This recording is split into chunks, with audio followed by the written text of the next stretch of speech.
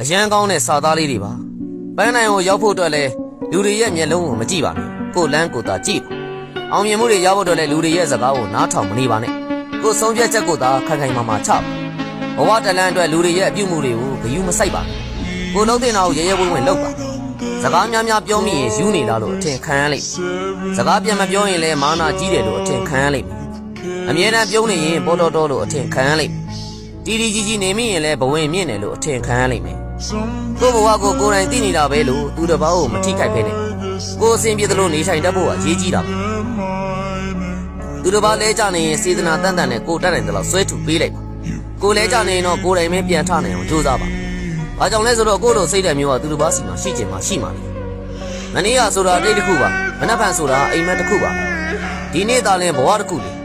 ဘဝဆိုတာပျော်လဲတစ်နေ့မပျော်လဲတစ်နေ့ပဲ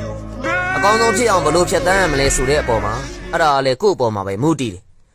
အယိုးသားဆုံးလူတစ်ယောက်မဖြစ်သေးရင်တော့မှကိုမလိမ်မိစေနဲ့ယုံကြည်မှုမပြတ်စေနဲ့